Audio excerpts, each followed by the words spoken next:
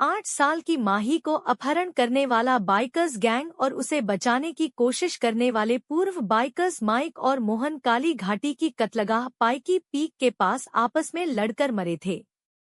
माही के कपड़ों पर भी खून की छींटे लगे हुए थे। बच्ची गन फाइट से घबरा गई थी, उसे पता नहीं था कि वो क्या करे। वो हादसे की जगह से भाग निकली और जोर से रोते हुए इधर उधर भटकने लगी। उसे पता नहीं था कि वो वापस अपने घर कैसे जाए। वो अरबती कर्ण थापर की बेटी थी और इस समय भयानक काली घाटी में अपने घर से 250 किलोमीटर दूर रोते हुए भटक रही थी। आज उसके पास रहने वाला महंगा फोन भी नहीं था जिससे वो अक्सर अपने डैडी को फोन करती रहती थी। उसके अपहर्ताओं को मरे 4 घंटे हो चुके थे। माही भटकते भटकते पाइकी पीक से बहुत दूर आ चुकी थी।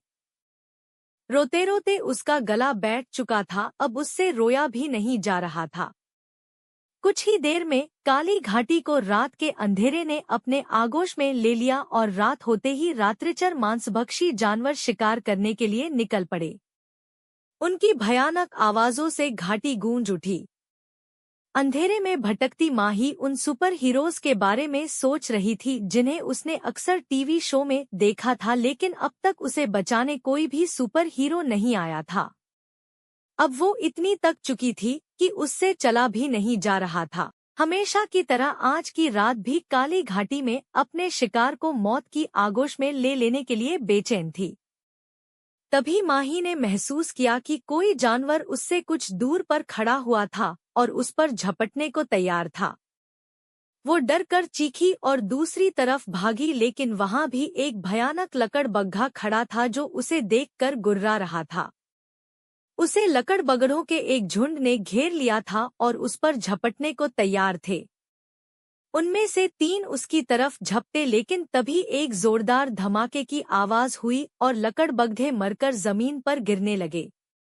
1 मिनट बाद उसका सुपर हीरो, उसका डैड, उसके सामने खड़ा था और उसके पीछे पुलिस वाले लकड़बग्घों को अपना निशाना बना रहे थे। कर्ण थापर ने झपट कर डरी हुई माही को अपनी गोद उठा लिया।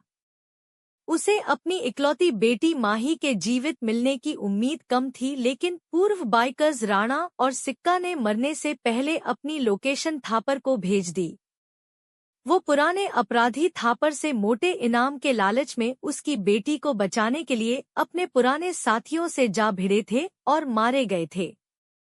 थापर थोड़ी दूर खड़े अपने हेलीकॉप्टर में बेहोश माही को लेकर बैठते हुए सोच रहा था कि वो आज अपनी बेटी के लिए सुपर हीरो न बन सका, लेकिन राणा और सिक्का उसकी बेटी को बचाकर आज उसकी निगाह में सुपर हीरो बन चुके थे।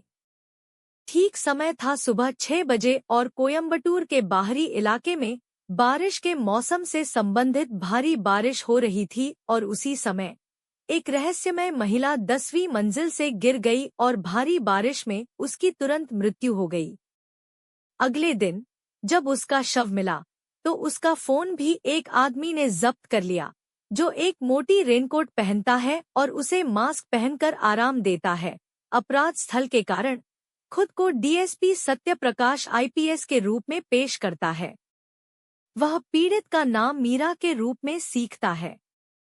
सर सत्य के सहयोगी एएसपी हरिचंद्र प्रसाद आईपीएस उन्हें सलाम करते हुए आते हैं। आओ श्रीमान हरिचंद्र प्रसाद। कोई सुराग? सत्य प्रकाश ने पूछा। एएसपी हरिचंद्र प्रसाद ने कहा, हाँ सर, यह फोरेंसिक रिपोर्ट है और हमें पीड़िता के सिर में एक गोली मिली है। क्या गोली? अरे यह कैसे संभव है? हाँ, वह सुबह 10वीं मंजिल से गिर गई है और एक गोली उसके सिर पर कैसे लगी होगी? डीएसपी सत्य प्रकाश ने पूछा। हालांकि वह रुक गया और हरिचंद्र प्रसाद से पूछा, श्री प्रसाद, अपने शब्दों के साथ फिर से आओ। तुमने क्या कहा? सर, पीड़ित के सिर में एक गोली, हरिचंद्र प्रसाद ने कहा। अच्छा हरिचंद्र, आज ही आपने मुझे एक उचित सुराग देकर बहुत अच्छा काम किया है, इसलिए यह आत्महत्या नहीं है। किसी ने मीरा की हत्या कारणों से की है डीएसपी सत्य ने कहा। सर, वे मीरा के सिर में गोली क्यों मारे? हरिचंद्र ने रहस्य के भेष में पूछा। या तो हत्यारे का मीरा से झगड़ा होना चाहिए या फिर वह दुर्घटना में कर सकता था। हरिचंद्र, मीरा के माता पिता कहाँ हैं? डीएसपी सत्य प्रकाश ने पूछा। एएसपी हरिचंद्र प्रसाद ने कहा, सर, ऐसा लगता है कि वे तिरुवनंतपुरम पद्मनाभा स्वामी मंदिर गए हैं। मैंने पड़ोसी लोगों से उनकी अनुपस्थिति के बारे में पूछताछ की है। क्या आपने उनके चरित्र और व्यवहार को नोट किया? हरिचंद्र सत्या से पूछा। नहीं सर, हरिचंद्र प्रसाद ने कहा। अरे मूर्ख, इस हत्या के संबंध में हमारी जांच के लिए वे चीजें बहुत मायने रखती हैं। क्या आपको वह ज्ञान भी नहीं है? आप इस पुलिस की नौकरी में कैसे आए बिना यह सीखे? खो जाओ और बिना असफलता के नोट प्राप्त करो। खूनी मूर्ख, ये जानवर पुलिस विभाग में कैसे शामिल हो सकते थे? सत्या ने दया से कहा। एएसपी हरिचंद्र प्रसाद ने कहा, धिक्कार है। देखें कि डीएसपी कैसे इतनी कठोर बात कर रहा है। वह इस तरह के शब्दों को कहने की हिम्मत कैसे कर सकता है? आओ कांस्टेबल, आइए मीरा के माता पिता के विवरण पर ध्यान दे। एएसपी हरिचंद्र प्रसाद ने कहा। हरिचंद्र प्रसाद मीरा के माता पिता का विवरण एकत्र करता है और विश्लेषण करता है कि वे एक मध्यम आयु वर्ग के 50 से 55 वर्षीय जोड़े हैं और कुछ अन्य प्रासंगिक नोट्स और विवरण भी एकत्र करते हैं जो डीएसपी सत्य प्रकाश आईपीएस के लिए उपयोगी होंगे। वह डीएसपी सत्या को जानकारी देता है और उससे पूछता है, क्या श्रीमान हरिचंद्र, नोटों से कोई सुराग? हाँ सर, हमारे लिए 2 पॉइंट प्लस है। एक है अखिल राम और दूसरा यह कि कपल्स का अक्सर आपस में झगड़ा होता रहता था और मीरा की मां को चुप कराने के लिए वह अपनी अनलोडेड गन लेकर धमकाता था। उसकी पत्नी, जिसके बाद वह चुप हो जाएगी, लिखता है सर। एएसपी हरिचंद्र ने कहा, बस इतना ही हरिचंद्र। अगर मैं आपको जाने दूं तो आप लंबी कहानियां सुनाएंगे। ठीक है, उन्हें पोस्टमार्टम प्रक्रियाओं को पूरा करने के लिए कहें। डीएसपी सत्य और हरिचंद्र ने उनकी सहमति से सहमति व्यक्त की। मीरा के माता पिता दोषी मानसिकता के साथ उसके शरीर को इकट्ठा करते हैं और दाह संस्कार के बाद डीएसपी सत्य और एएसपी हरिचंद्र मीरा के माता पिता से पूछताछ के लिए मिलते हैं ताकि अखिल को हिरासत में लिया जा सके। मीरा के माता पिता के स्वीकारोक्ति की मदद से सत्या को पता चलता है कि वह अखिल के करीब थी और वह लड़का एक बार उससे प्यार करता था। आगे वे अखिल पर अपने संदेह का दावा करते हैं और मीरा की मौत के संबंध में अखिल से पूछताछ करने के लिए कहते हैं। मीरा के माता पिता के साथ घुलने मिलने के बाद सत्य का अखिल के प्रति शक और मजबूत हो जाता है और वह मन ही मन कहता है, तो इस हत्या के पीछे अखिल नंबर 1 संदिग्ध है। अपने साक्ष्य की पुष्टि करने के लिए सत्या मीरा की मृत्यु से पहले उसके अंतिम संपर्कों को भी नोट करती है और वह अंततः इसे अखिल के रूप में पाता है। एएसपी हरिचंद्र, आपने बहुत अच्छा काम किया है। शानदार और बहुत अच्छा, डीएसपी सत्य प्रकाश ने कहा। धन्यवाद सर, एएसपी हरिचंद्र ने कहा।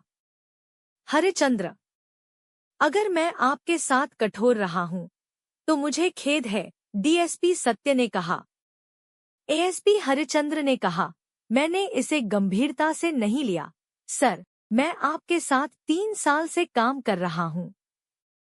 मुझे पता है कि आपने अपने पुलिस जीवन में कितना दुखद जीवन सहा होगा। उस सर के लिए दोषी महसूस करने के लिए कुछ भी नहीं है। सत्य यह सुनकर खुश होता है और वे दोनों अखिल के घर जाते हैं, जहां वे यह जानकर चौंक जाते हैं कि अखिल अपने माता पिता के साथ नहीं रह रहा है और इसके बजाय एक बाहरी छात्रावास में रह रहा है और वे उसे छात्रावास में गिरफ्तार करने का फैसला करते हैं। इससे पहले कि वे अखिल को गिरफ्तार कर सकें, डीएसपी सत्य उसकी अनुशासनात्मक रिपोर्ट और अन्य रिपोर्ट उसके अच्छे या बुरे टैग के आधार पर एकत्र करता है, जो उसे एनसीसी रिपोर्ट सहित सभी अच्छी लगती है। हालांकि यह जानने के बाद उसे संदेह होता है कि एक दर्दनाक बचपन के जीवन के कारण अखिल का अपने परिवार के साथ तनावपूर्ण संबंध था, जहां उसने अपने पिता से एक यातनापूर्ण जीवन का अनुभव किया, जिसने उस पर पढ़ाई का दबाव डाला और उसे कई मौकों पर नाखुश बना दिया। अखिल से मिलने से पहले हॉस्टल में अखिल के दोस्त फिलिप की मदद। अब से सत्या को उसकी मनोवैज्ञानिक अशांति के परिणामस्वरूप मीरा की हत्या में उसकी संलिप्तता का संदेह है। एएसपी हरिचंद्र ने अखिल को गिरफ्तार किया और दोनों ने पूछताछ के लिए उसे हिरासत में ले लिया। अखिल राम, आप कॉलेज परिसर में शीर्ष छात्र हैं और एनसीसी की रिपोर्ट भी अच्छी लगती है। आपकी महत्वाकांक्षा एक आईपीएस अधिकारी बनने की है। क्या मैं सही हूँ? डीएसपी सत्या ने पूछा। हाँ सर, आप सही कह रहे हैं। मेरा लक्ष्य एक आईपीएस अधिकारी बनना था, अखिल राम ने कहा।